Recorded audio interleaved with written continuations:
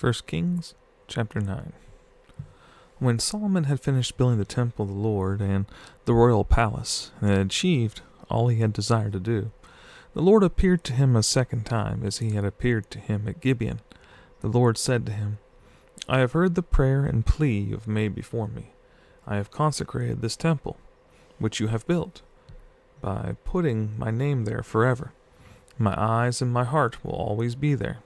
As for you, if you walk before me in integrity of heart and uprightness, as David, your father, did, and do all I command, and observe my decrees and laws, I will establish your royal throne over Israel forever, as I promised David your father, when I said, You shall never fail to have a man on the throne of Israel.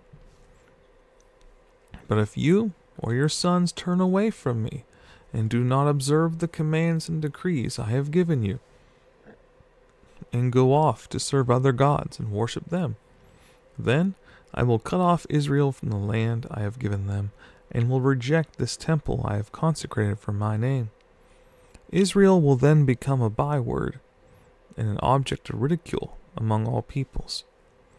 And though this temple is now imposing, all who pass by will be appalled and will scoff and say, Why has the Lord done such a thing to this land and to this temple? People will answer, Because they have forsaken the Lord their God, who brought their fathers out of Egypt, and have embraced other gods, worshipping and serving them. That is why the Lord brought all this disaster on them. At the end of 20 years, during which Solomon built these two buildings, the temple of the Lord and the royal palace, King Solomon gave 20 towns in Galilee to Hiram, king of Tyre, because Hiram had supplied him with all the cedar and pine and gold he wanted. But when Hiram went from Tyre to see the towns that Solomon had given him, he was not pleased with them. What kind of towns are these you have given me, my brother? He asked. And he called them the land of Kabul, a name they have to this day. Now Hiram had sent to the king 120 talents of gold.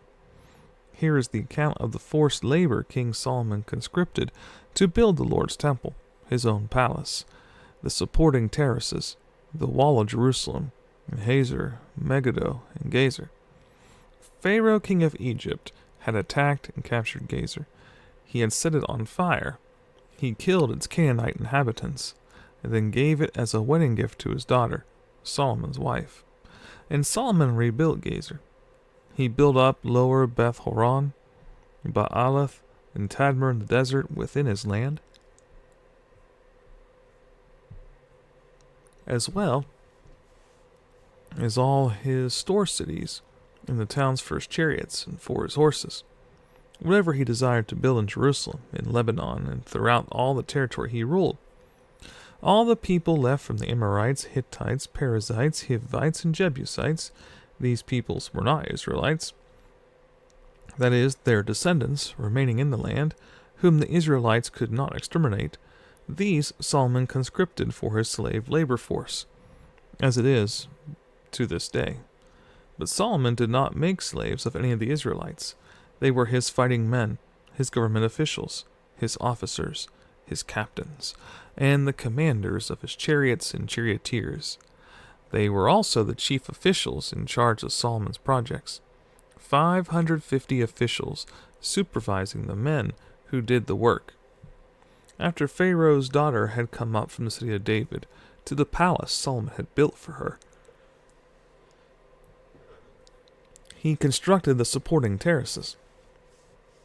3 times a year, Solomon sacrificed burnt offerings and fellowship offerings on the altar he had built for the Lord, burning incense before the Lord along with them, and so fulfilled the temple obligations. King Solomon also built ships at Ezion-Geber, which is near Elath and Edom on the shore of the Red Sea, and Hiram sent his men sailors who knew the sea to serve in the fleet with Solomon's men. They sailed to Ophir and brought back 420 talents of gold, which they delivered to King Solomon.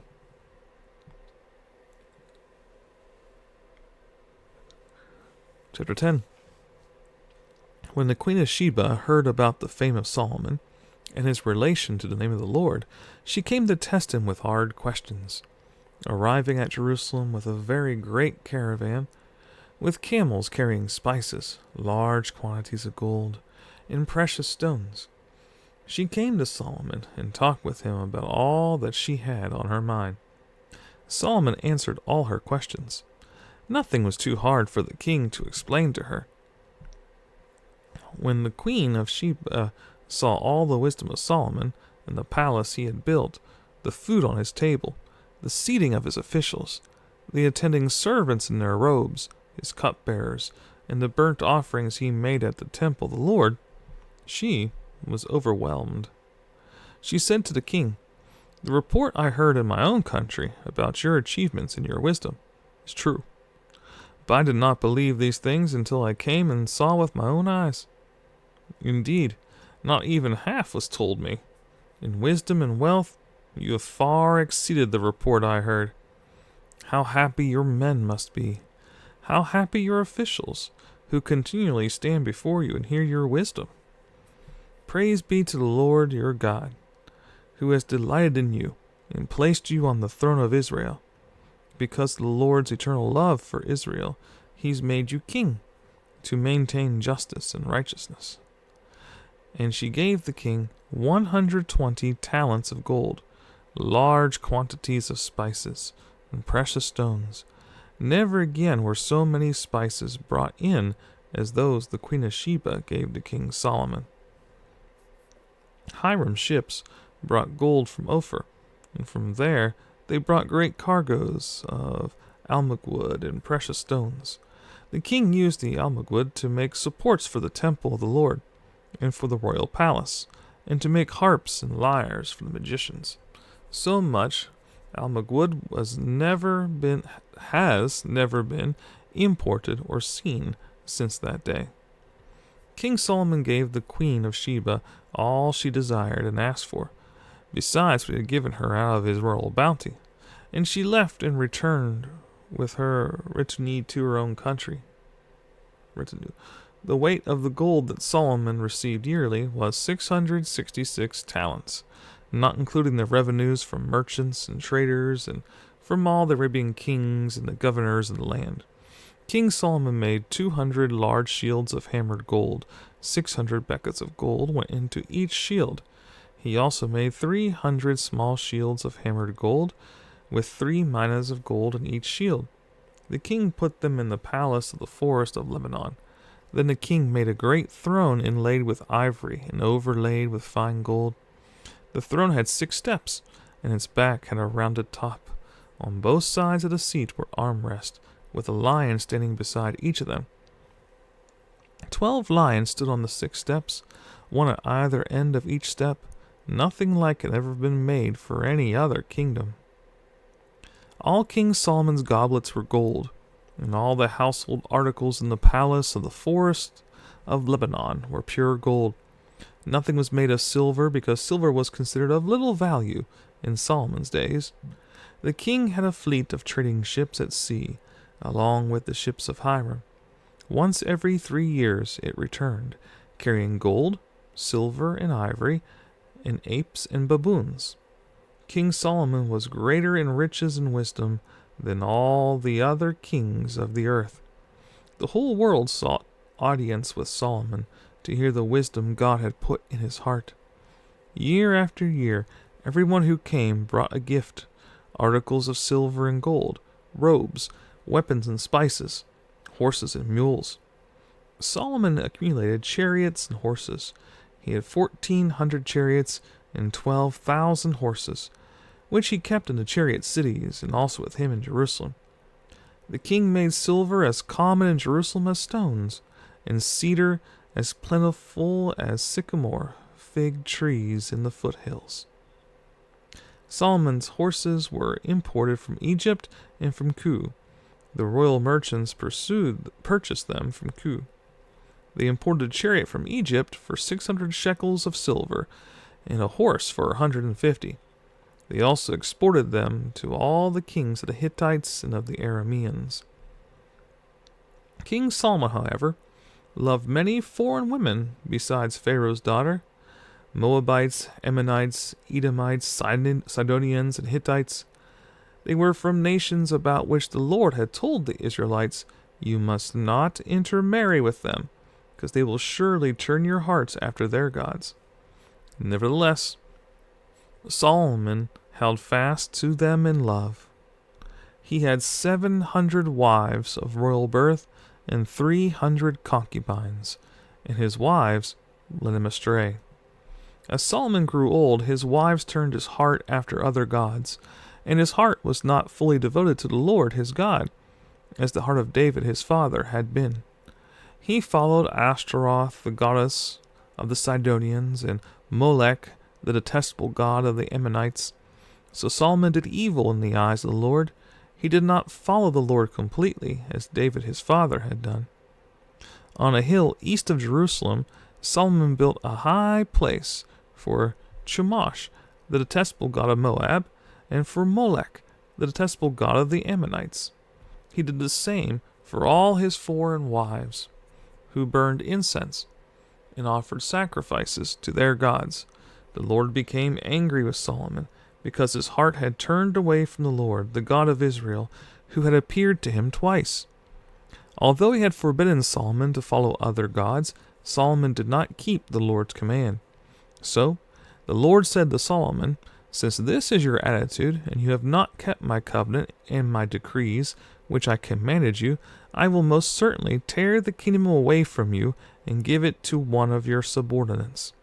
Nevertheless, for the sake of David your father, I will not do it during your lifetime. I will tear it out of the hand of your son. Yet I will not tear the whole kingdom from him, but will give him one tribe for the sake of David my servant, and for the sake of Jerusalem, which I have chosen." Then the Lord raised up against Solomon an adversary, Hadad, the Edomite, from the royal line of Edom. Earlier, when David was fighting with Edom, Joab, the commander of the army, who had gone up to bury the dead, had struck down all the men in Edom. Joab and all the Israelites stayed there for 6 months, until they had destroyed all the men in Edom. But Hadad, still only a boy, fled to Egypt with some Edomite officials who had served his father. They set out from Midian and went to Paran. Then, taking men from Paran with them, they went to Egypt, to Pharaoh, king of Egypt, who gave Hadad a house and land and provided him with food.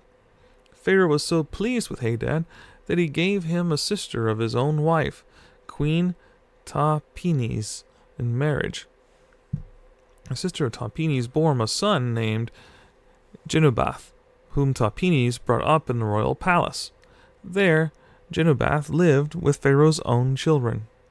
When he was in Egypt, Hadad heard that David rested with his fathers and that Joab, the commander of the army, was also dead.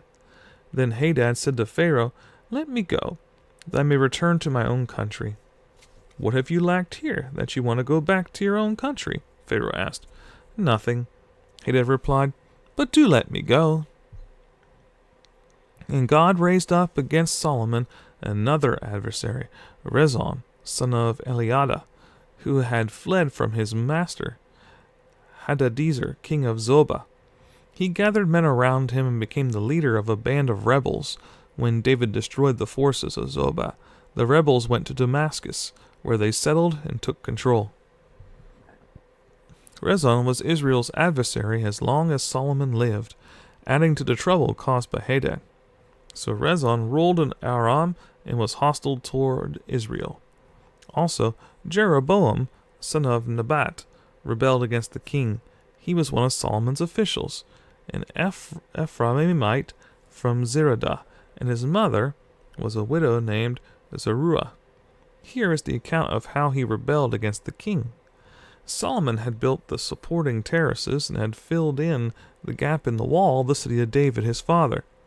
Now Jeroboam was a man of standing, and when Solomon saw how well the young man did his work, he put him in charge of the whole labor force of the house of Joseph. About that time Jeroboam was going out of Egypt, and Ahijah the prophet of Shiloh met him on the way, wearing a new cloak. The two of them were alone out in the country. And Ahijah took hold of the new cloak he was wearing and tore it into 12 pieces. Then he said to Jeroboam, "Take 10 pieces for yourself, for this is what the Lord, the God of Israel, says. See, I'm going to tear the kingdom out of Solomon's hand and give you 10 tribes. For the sake of my servant David and the city of Jerusalem, which I have chosen out of all the tribes of Israel, he will have 1 tribe.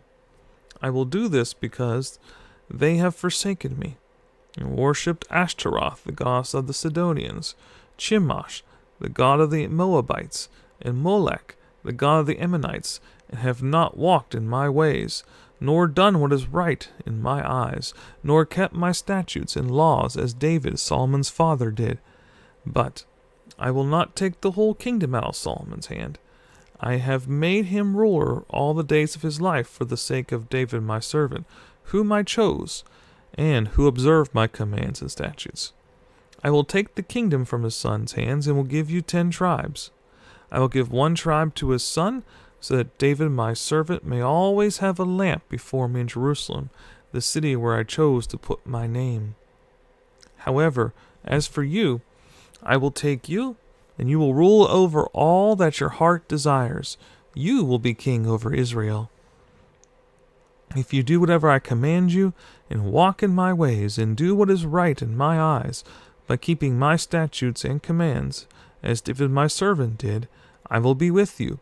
I will build you a dynasty as enduring as the one I built for David, and will give Israel to you. I will humble David's descendants because of this, but not forever." Solomon tried to kill Jeroboam, but Jeroboam fled to Egypt, to Shishak, the king, and stayed there until Solomon's death.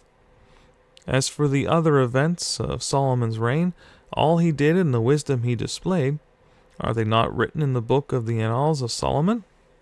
Solomon reigned in Jerusalem over all Israel 40 years.